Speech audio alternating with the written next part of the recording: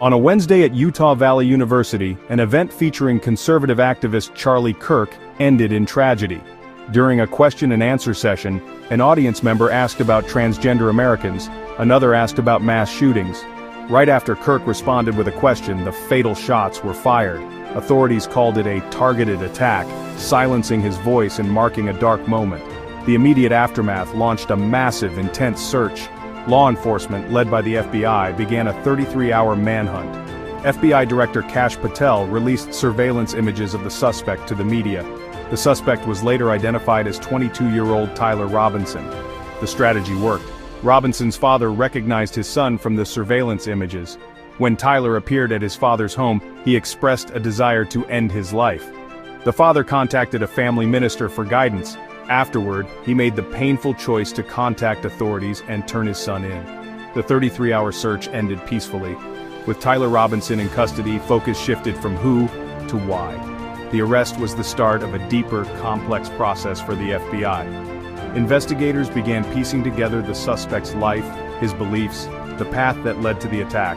FBI officials confirmed Robinson lived with a transgender partner in an apartment in St. George, Utah. Every detail would be scrutinized: personal relationships, online activities. The goal, not just a conviction, but understanding the full picture and what it might signal about a growing danger in society. Retired FBI supervisory agent James Gagliano warned of a rising assassination culture taking root in the country. This is not just about simple disagreement but represents a dangerous escalation in how people view opposing political or social views. Gagliano's warning provided a framework. He broke down the progression into 3 distinct stages. The first stage begins with a grievance, a feeling of being wronged or seeing an injustice. It can be personal or based on a broader societal issue. This initial grievance serves as the seed from which more extreme thinking can grow. It's the starting point on a path that can lead from discontent to deadly resolution. The second stage is the development of a feeling of ideological superiority. The individual moves from grievance to believing their worldview is inherently better. You believe that you are superior. Your thinking is superior, Gagliano stated. This creates a stark us versus them division. That sense of superiority makes it easier to dehumanize those who hold different opinions.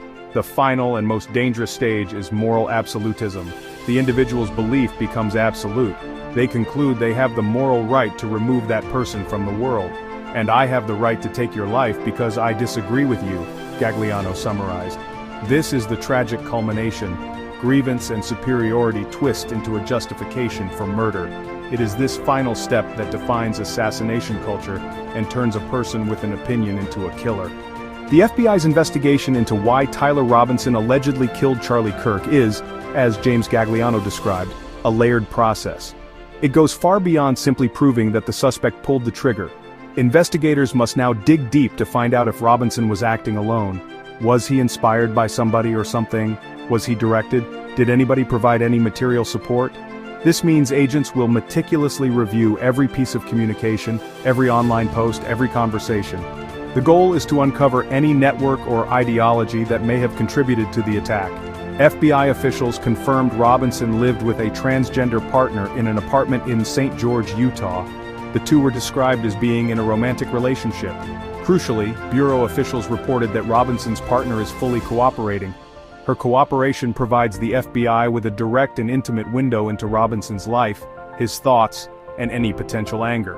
FBI officials revealed they obtained text messages and other communications between Robinson and his partner. After his arrest, agents collected evidence from the shared apartment, computers and other electronic devices. Evidence was sent to the FBI's specialized laboratory in Quantico, Virginia, for forensic review. 6 sources told Axios authorities are exploring whether Robinson believed Kirk's views on gender identity were hateful. Robinson's anger at those views, given his partner's identity, is considered key to motive. Utah Governor Spencer Cox confirmed a family member told investigators Robinson had recently been in a conversation where someone said Kirk was spreading hate. This line of inquiry is crucial to understanding if the shooting was a direct response to Kirk's rhetoric. Understanding the motive behind an attack like the one on Charlie Kirk is not just an academic exercise for the FBI, it is a critical component of national security. When investigators can pinpoint why a person decided to commit an act of violence, they can identify patterns and warning signs.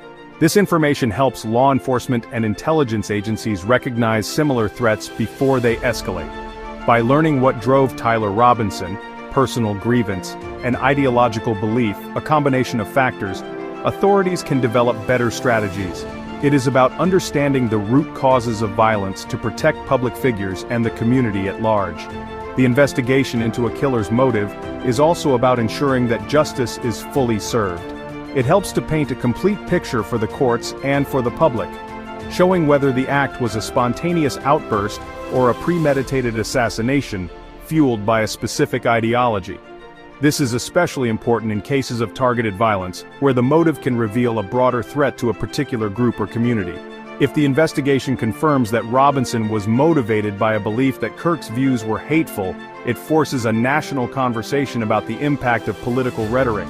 It highlights how words spoken on a public stage can be perceived by different people, and in extreme cases contribute to a climate where violence is seen as an option.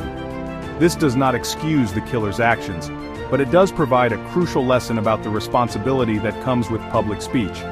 Ultimately, the search for motive is a search for answers that can lead to a safer future. It allows us to move beyond simply reacting to tragedy. When we understand the path that leads a person to commit a political assassination, we are better equipped to intervene and steer others away from that same dark road.